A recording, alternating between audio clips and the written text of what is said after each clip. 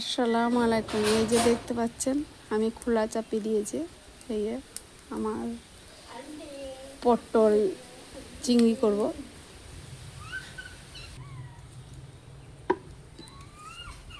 এই তেল দিয়ে দিচ্ছি, পরিমাণ মতো তেল দিয়ে দিলাম। এবার পটলটা আমি ভেজে নেব। আমার আজকে রেসিপি হচ্ছে পটল চিংড়ি। এই যে আমি পটলগুলো এবারে দিয়ে দিচ্ছি। আমার তেল গরম হয়ে গেছে,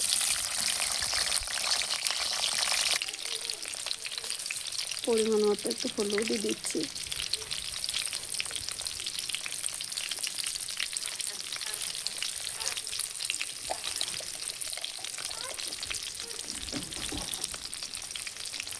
ভালো করে একটু নাড়াচাড়া করে নেব।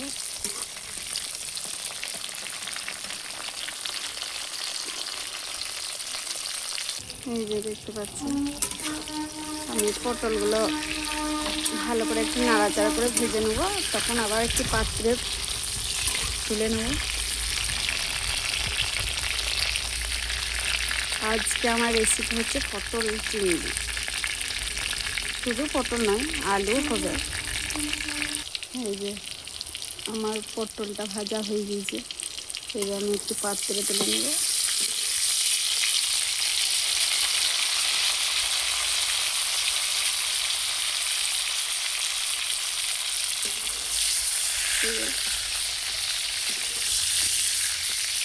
তুলে নিচ্ছি পাত্রে।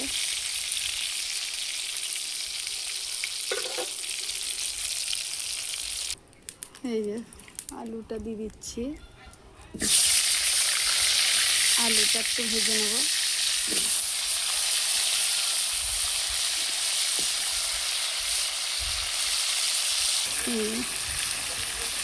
আলুটা আমি ভালো করে ভেজে নিচ্ছি।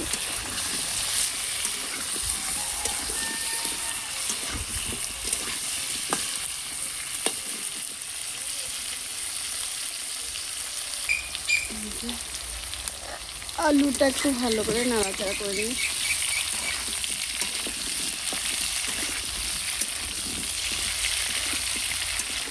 আলুটা ভালো করে ভাজা হয়ে গেলে তখন আমি পাত্রে তুলে নিয়ে আবার মশলাগুলো কষবো। এই যে আমার আলুটা ভাজা হয়ে গিয়েছে, এবার আমি সব মশলা অ্যাড করব।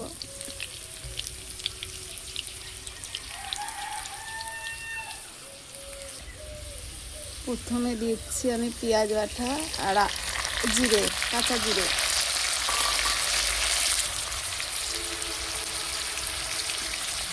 তারপর হলুদ,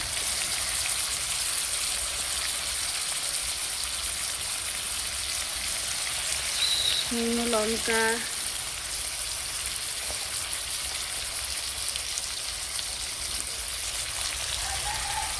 এটা নুন পরিমাণ মতো নিয়ে আমি নাড়াচাড়া করে ভালো করে আলুটা ভেজে নেব।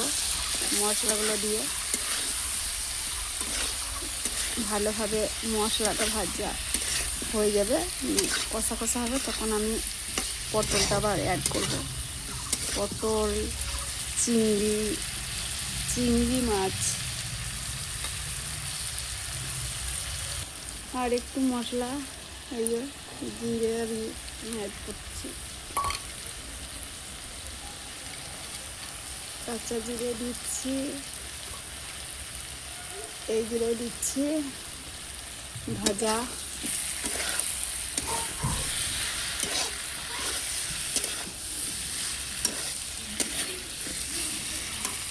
মশলাটা আমার কষা হয়ে গেলে তখন একটু পরিমাণ মতো জল দিয়ে দেবো। এই যে আমার মশলাটা কষা হয়ে গেছে আলুকে দিয়ে, এবার আমি পটলটা দিয়ে দিচ্ছি।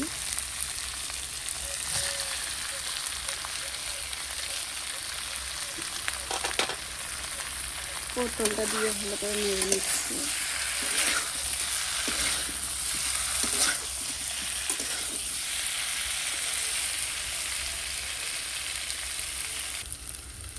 এই যে চিংড়িটা দিয়ে দিচ্ছি।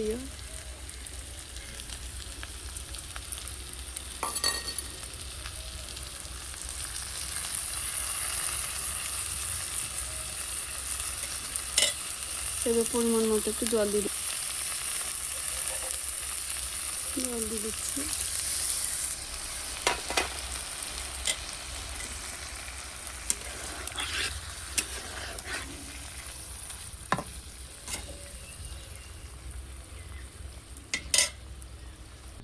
এই যে দেখতে পাচ্ছেন আমার পটল চিংড়ি হয়ে গিয়েছে। রেসিপি। এই যে, যদি আমার চ্যানেলটা ভালো লাগে সাবস্ক্রাইব করে আমার পাশে থাকবেন। অতি সাধারণ ঘরে একটি মেয়ে। ধন্যবাদ।